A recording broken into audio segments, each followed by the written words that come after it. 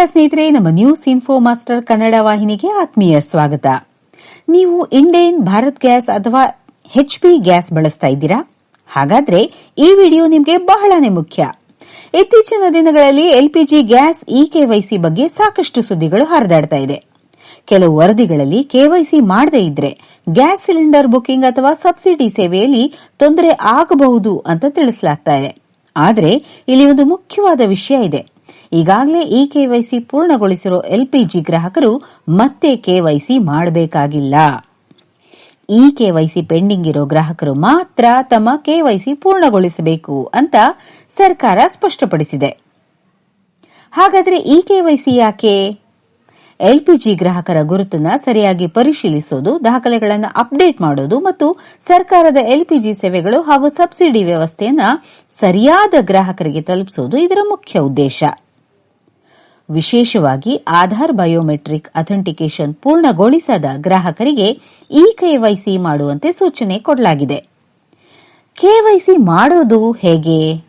ನಿಮಗೆ ಮುಖ್ಯವಾಗಿ 3 ದಾರಿಗಳಿದೆ. ಮೊದಲನೇ ದಾರಿ, ಮೊಬೈಲ್ನಿಂದಲೇ ಮನೆಯಲ್ಲೇ ಮಾಡಬಹುದು. ಸರ್ಕಾರದ ಅಧಿಕೃತ ಮಾಹಿತಿಯ ಪ್ರಕಾರ LPG ಕಂಪನಿಯ ಅಧಿಕೃತ ಮೊಬೈಲ್ ಆಪ್ ಜೊತೆಗೆ ಆಧಾರ್ ಫೇಸ್ RD ಬಳಸಿಕೊಂಡು ಫೇಸ್ ಬೇಸ್ಡ್ ಬಯೋಮೆಟ್ರಿಕ್ KYC ಮಾಡಬಹುದು. ಮೊದಲು ನಿಮ್ಮ LPG ಕಂಪನಿಯ ಅಧಿಕೃತ ಆಪ್ ಅನ್ನು ಇನ್ಸ್ಟಾಲ್ ಮಾಡಿ. ನಂತರ KYC ಅಥವಾ ಆಧಾರ್ ಅಥೆಂಟಿಕೇಷನ್ ಅನ್ನು ಆಯ್ಕೆ ಹುಡುಕಿ. ಆಧಾರ್ ವೆರಿಫಿಕೇಷನ್ ಪ್ರಕ್ರಿಯೆಯನ್ನು ಪೂರ್ಣಗೊಳಿಸಿ. ಫೇಸ್ ಅಥೆಂಟಿಕೇಷನ್ ಕೇಳಿದ್ರೆ ಆಧಾರ್ ಫೇಸ್ RD ಮೂಲಕ ವೆರಿಫಿಕೇಷನ್ ಮಾಡಿ. ಪ್ರಕ್ರಿಯೆ ಪೂರ್ಣಗೊಂಡ ನಂತರ KYC ಸ್ಟೇಟಸ್ ಅಪ್ಡೇಟ್ ಆಗಿದೆಯಾ ಅಂತ ಪರಿಶೀಲನೆ ಮಾಡಿ. ಎರಡನೇ ದಾರಿ ಏನಪ್ಪಾ ಅಂತಂದ್ರೆ, ನೇರವಾಗಿ ನೀವು ನಿಮ್ಮ ಗ್ಯಾಸ್ ಏಜೆನ್ಸಿಗೆ ಹೋಗಿ. ಮೊಬೈಲ್ನಲ್ಲಿ ಮಾಡೋದಕ್ಕೆ ಕಷ್ಟ ಆಗ್ತಿದ್ರೆ ನಿಮ್ಮ ಇಂಡೇನ್, ಭಾರತ್ ಗ್ಯಾಸ್ ಅಥವಾ HP ಗ್ಯಾಸ್ ಡಿಸ್ಟ್ರಿಬ್ಯೂಟರ್ ಅಥವಾ LPG ಏಜೆನ್ಸಿಗೆ ಹೋಗಬಹುದು.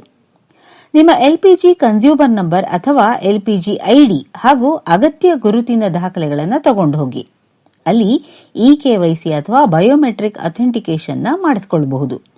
ವಿಶೇಷವಾಗಿ ಹಿರಿಯ ನಾಗರಿಕರು ಅಥವಾ ಮೊಬೈಲ್ನಲ್ಲಿ ತೊಂದರೆ ಇರೋರು ಈ ವಿಧಾನವನ್ನು ಬಳಸಬಹುದು. ಇನ್ನು KYC ಮಾಡೋದಕ್ಕೆ ನಿಮಗೆ ಮೂರನೇ ದಾರಿ ಏನಪ್ಪಾ ಅಂತಂದ್ರೆ, ಗ್ಯಾಸ್ ಡೆಲಿವರಿ ಸಮಯದಲ್ಲಿ ಇದನ್ನ ಮಾಡಬಹುದು. ಕೆಲವು ಸಂದರ್ಭಗಳಲ್ಲಿ ಸಿಲಿಂಡರ್ ಡೆಲಿವರಿ ಸಮಯದಲ್ಲಿಯೂ ಕೂಡ KYC ಅಥವಾ ಬಯೋಮೆಟ್ರಿಕ್ ವೆರಿಫಿಕೇಷನ್ ವ್ಯವಸ್ಥೆ ಲಭ್ಯ ಇರಬಹುದು. ಆದರೆ ಇದು ನಿಮ್ಮ ಡಿಸ್ಟ್ರಿಬ್ಯೂಟರ್ನಲ್ಲಿ ಲಭ್ಯ ಇದೆಯೇ ಅನ್ನೋದನ್ನ ಮೊದಲು ಖಚಿತಪಡಿಸಿಕೊಳ್ಳಿ.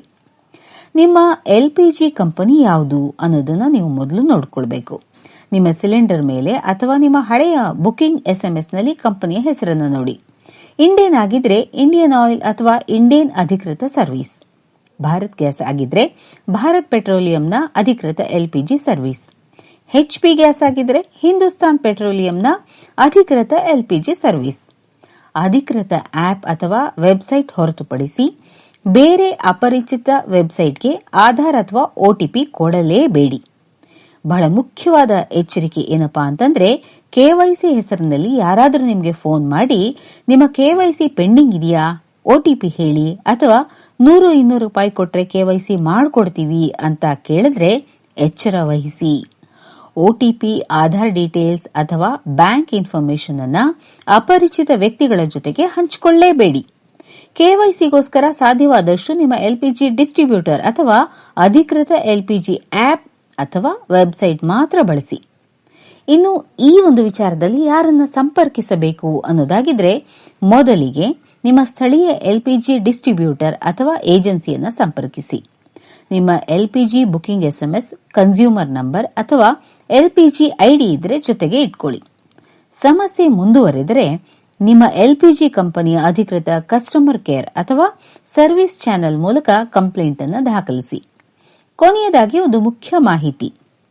ಇತ್ತೀಚಿನ ವರದಿಗಳಲ್ಲಿ LPG KYCಗೆ ಸಂಬಂಧಿಸಿದ ಡೆಡ್ಲೈನ್ ಮತ್ತು ಸರ್ವಿಸ್ ಡಿಸ್ಟ್ರಪ್ಷನ್ ಬಗ್ಗೆ ವಿವಿಧ ಪ್ರದೇಶಗಳಲ್ಲಿ ಬೇರೆ ಬೇರೆ ಮಾಹಿತಿ ಪ್ರಕಟವಾಗ್ತಾ ಇದೆ.